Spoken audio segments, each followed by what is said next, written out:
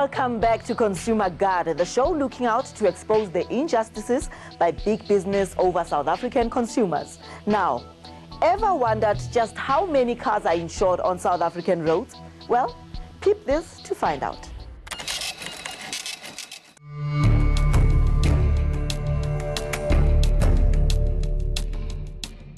Even though only 30% of cars on South African roads are covered by car insurance,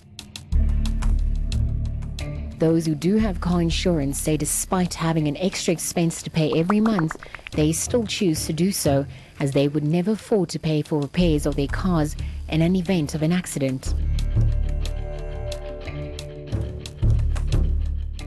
If you don't always have the cash if someone hits you to actually get the car repaired, and this is a vital tool of mine that I drive around in, so I need to make sure that I'm constantly mobile.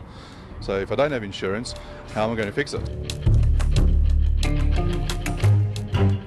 But some consumers say they do not understand the criteria that insurance companies use to determine premiums, as some insurance rates are unreasonable.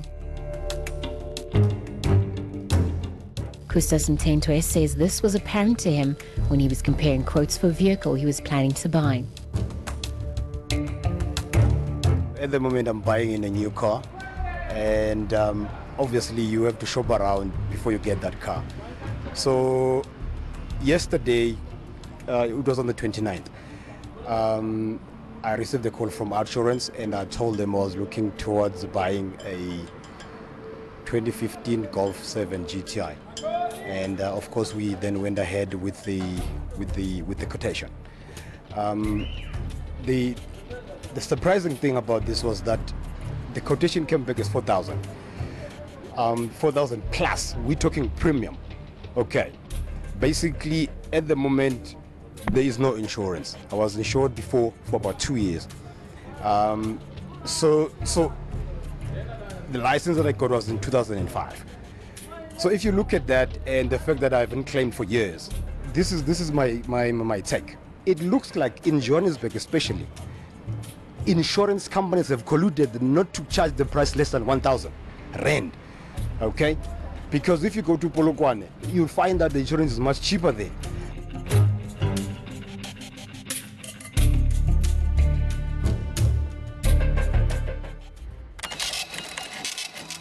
Do you know what to do in an event of a car accident?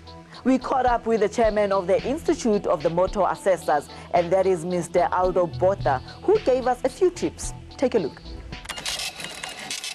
I think it's very important that at the accident you're recording the right information.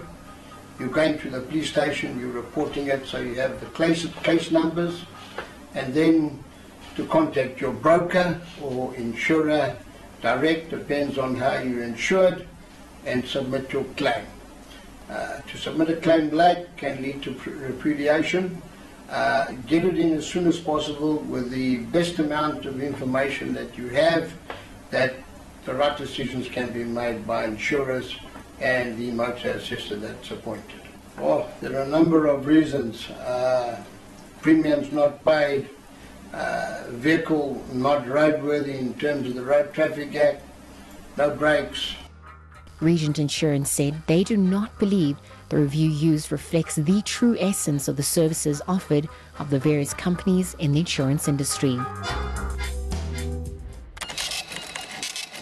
We at Consumer Guard believe in keeping things on the balance, so we also spoke to those deemed for the best and the worst car insurance companies for their thoughts. This is what they had to say.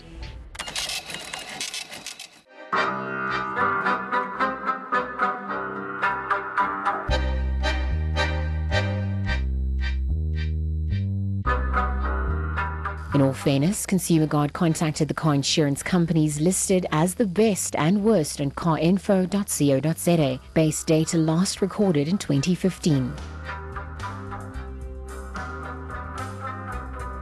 The other companies declined to respond.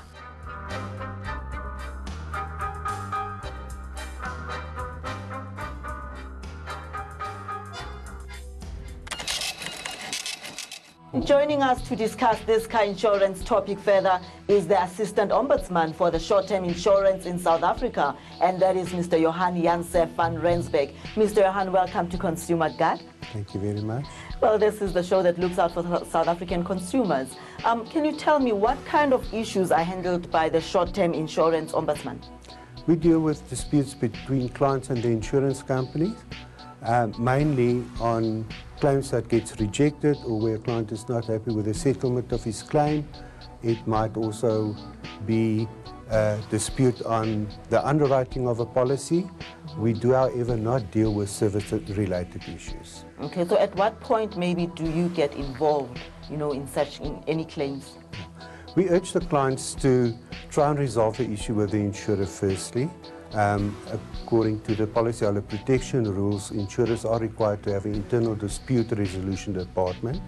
So if a client gets his claim rejected, we ask him to go to the insurer to try and resolve it. If that fails, he's welcome to lodge a complaint with our office. So in that case then, if the clients are lodging complaints with your office, can you tell me maybe how many cases that your office has handled that has probably been in favor of the insurer or maybe the insured? Where does the favor go here?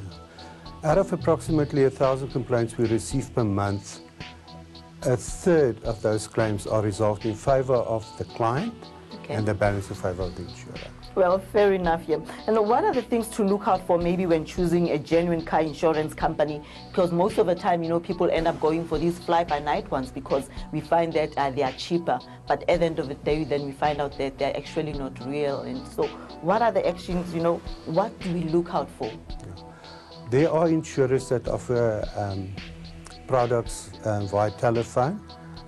In cases like that, the client deals directly with the consultant of the insurance company, and after going through underwriting and sales process, the client can then decide whether the product will be suitable to his needs. If a client is unsure about the questions asked and so forth, we would recommend that he contact a broker to act on his behalf to make sure that the product he receives will fulfill his needs. Now we also have one of the emails here on our website from an anonymous, and she says that if a friend or a relative takes the car without without her permission, she knows the person. It's not that the person stole the car, but can they rather report such a matter to the ombudsman? You can, if the insurer rejects the claim in a matter such as that. It all depends on the policy terms and conditions. There might be a contract that stipulates that if a client or a person uses a vehicle without the client's consent, there's no cover. In other cases, if it happens like that, a person then will be required to open a case with the police for the vehicle being used without his consent, and the claim can then get paid, but it all depends on the merits of the matter and what the contract stipulates. Of course. Well, we also have a question from one of our emails on our website, an anonymous here. She says that a friend or a relative takes your car without your permission, and they've made a claim to the insurance company. And if the insurance company rejects such a claim, can they actually come to the ombudsman for help? Will they get help from ombudsman? Yes, we will entertain such a complaint. It all depends on for what reason the claim was rejected. You will get instances where a vehicle is used without the consent of the insured, and it happens many times that the person that takes the vehicle doesn't have a valid driver's license, and then the insurer rejects the claim. All depends on what the policy terms and conditions, in other words, the contract stipulates. Of course. You might get contracts that says if a vehicle is used by a person without a license, whether with your consent or not, there's no cover. Other policies might state that if a vehicle is used without your consent by any person, you are to lay a criminal charge with the SAPS, and in such cases a client can then have cover in terms of the policy. So Mr. Johan, tell me, do you think maybe that South Africans are getting the best out of their car insurances, or rather are the prices regulated in terms of the premium being charged? Yeah. Prices aren't regulated, But most insurance companies employ actuaries that will, on a continuous basis, study the claims received, parts prices, for instance, where vehicles needs to get repaired, the vehicle prices and so forth, and according to studies that gets done, premiums are calculated in accordance to makes of vehicles, availability of parts and so forth. I think people are getting a good deal from the insurance industry, and I think the industry is by and large on par with world standards when it comes to the products offered in this country. Thank you so much, Mr. Johan. Thank you very much for coming to Consumer Guard. Now back to you viewers, let's take a look at this consumer tip and of course put this matter to rest. Okay, the shortfalls when a buyer's looking at buying insurance is, firstly, affordability. Can they afford the cover that they want? They must shop around and find out. A good broker will normally have a portfolio of insurers that they can offer you the best possible rates. Secondly, your excess that's applicable is very, very important. They must look at what the excesses are, because there are often hidden costs involved with excesses.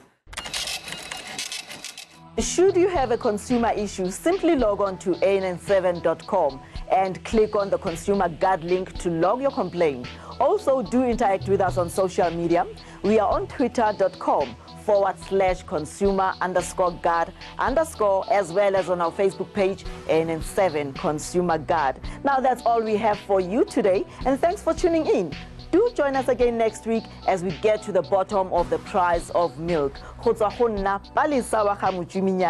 Salang sentle.